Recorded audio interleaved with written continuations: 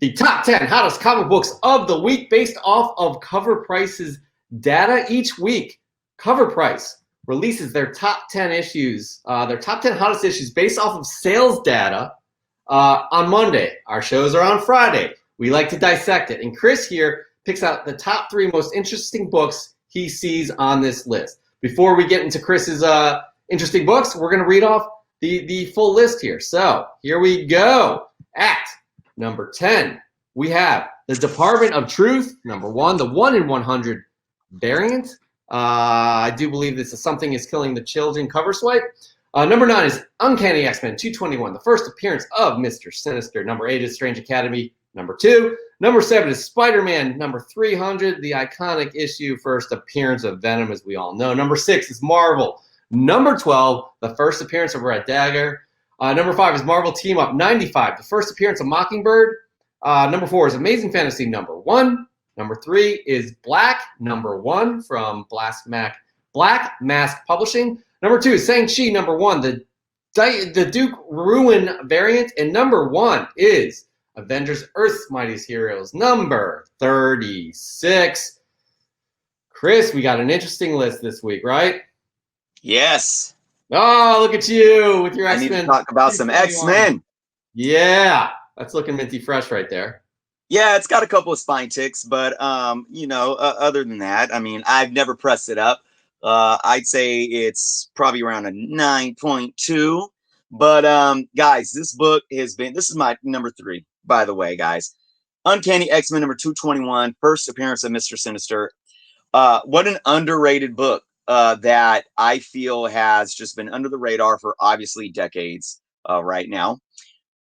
Mr. Sinister is a character, and I've said this before, we've had over 20 years of X-Men movies at this point with no Mr. Sinister. And this is a character that I feel under the X-Men and under the MCU umbrella, Mr. Sinister can be done extremely, extremely well. When that happens, boy, I mean, this book is already getting looked at, and it's getting hotter and hotter. I mean, I picked up my book for probably under $5. I don't know how many years ago, but this is another one that I think, this is a first appearance where I think if Mr. Sinister was on the cover, it would have already had a higher value, similar to like Rogue's first appearance, where it's just the cover isn't very flattering. I mean, this is a flattering cover, but Mr. Sinister isn't on it. But expect this book to continue to slowly rise, just with the fact that any X-Men rumor speculation right now is going to be hot, because there's tons of fans out there that are just waiting for the X-Men to show up, and they're just going to be looking at,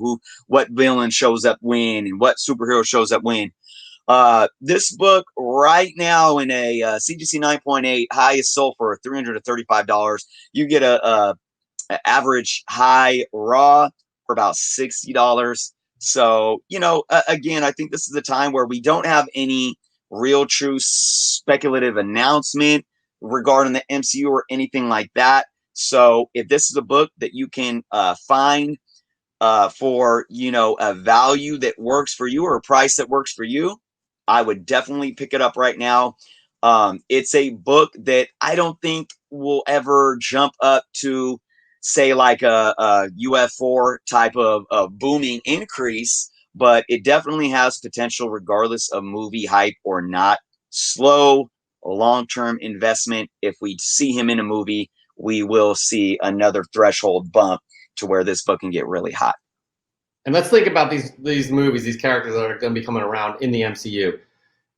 Most likely, they're going to want to take a fresh approach. And by taking a fresh approach, you're going to bring characters that haven't been on the screen just yet. I still think you need to bring some of the familiar characters, Xavier, Wolverine, etc. But this is a perfect example of a character that you want to keep your eye on in terms of movie spec or anything like that. So X-Men 221. All right, Chris, which is the next book that you find most interesting on this topic? What can I say, man? This is just one of my favorite books of all time. I was lucky enough to finally get into my collection some few years back, and that's Amazing Spider-Man number 300. First full appearance of Venom, just the one of my favorite covers of all time. The Todd Father. Look, this book is on this list, and it just makes me so happy. I mean, this book is a hot book regardless.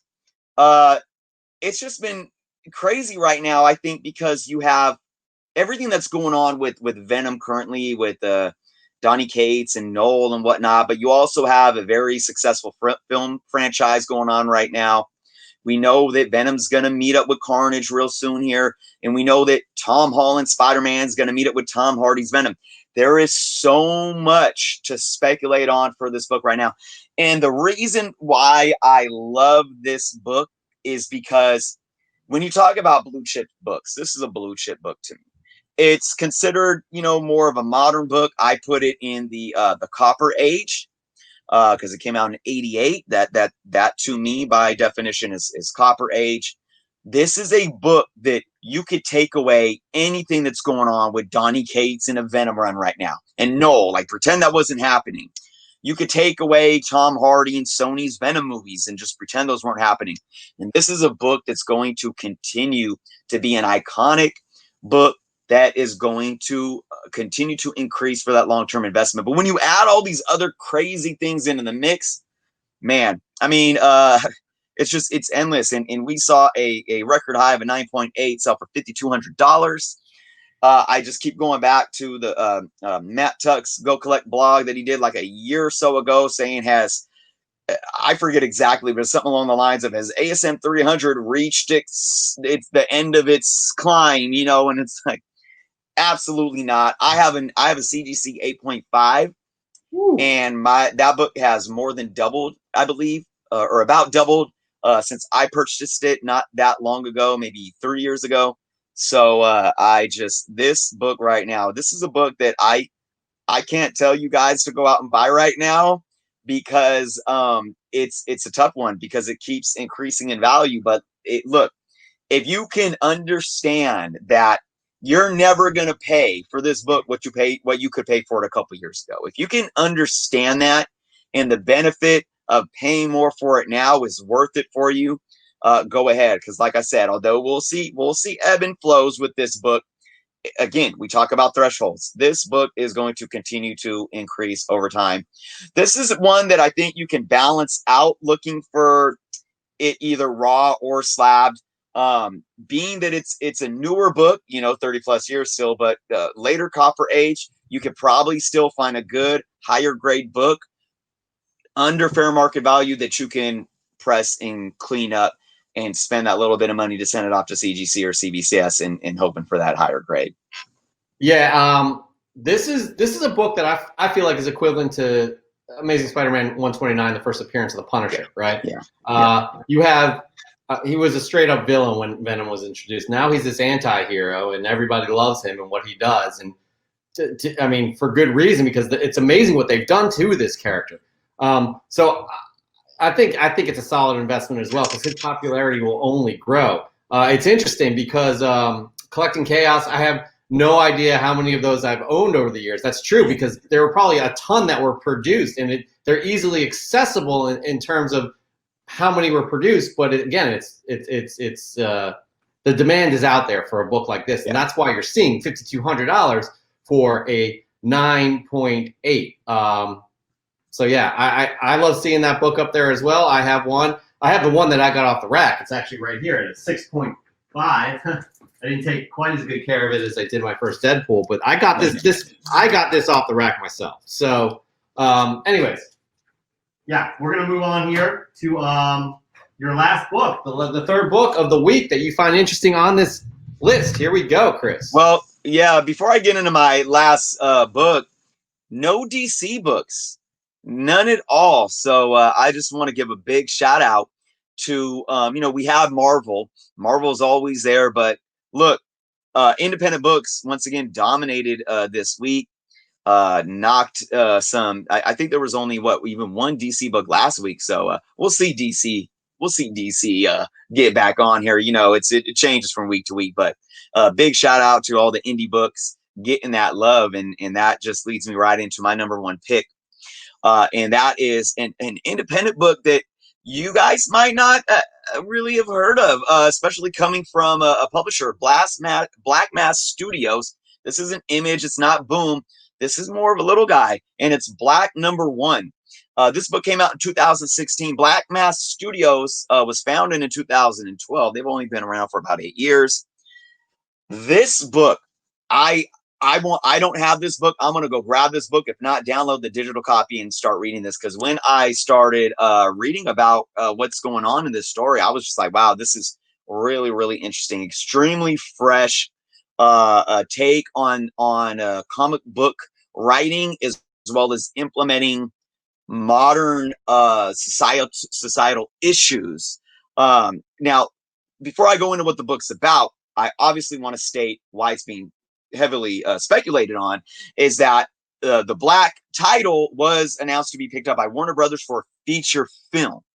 All right, now the story itself follows a character named Kareem Jenkins, who was a young Black teenager who gets racially profiled and gunned down by police, only to then discover that he has superhuman powers, along with a lot of other Black people or Black characters that we start finding out that they have powers as well. And it really kind of flips the script. You know, you talk about these issues that have been going on about injustices, or making sure that we talk about racial profiling and all these things in the shooting or killing of unarmed Black or brown citizens, innocent citizens. This really kind of takes a twist, and it speaks to the two things that I always talk about what comic books do. They really speak to our mortality in a way that we look into these bigger than life or larger than life characters that remind us of us, but yet have the responsibility of having these superhuman powers or so forth, right? So I'm really interested in looking at what this does. Like, if you take a real life situation where an innocent person gets profiled and shot, where we in our mortality would more likely than not die, have these superpowers, how would that change the narrative moving forward? So I can't wait to get my hands on this and start reading it. Yeah, I'm definitely interested in this as well. It's a unique spin, I feel like. May get some pushback from some people that are closed-minded, but a lot of people are wanting to check it out. Isaac Maynard is one of them. Kid Collector, he sounds interested in it as well. So yeah, I'm definitely interested in it too. I wouldn't mind the read, especially if they're thinking about adapting it for the big screen. But that's definitely a great pick, and it's a great top 10 list this week as well. Absolutely. All right. So that ends our top 10 hottest comic books of the week based off of Cover Prices data. We'll have a brand new list next week, and we'll be back here. Chris will be back here telling you his 3 most interesting picks from that list.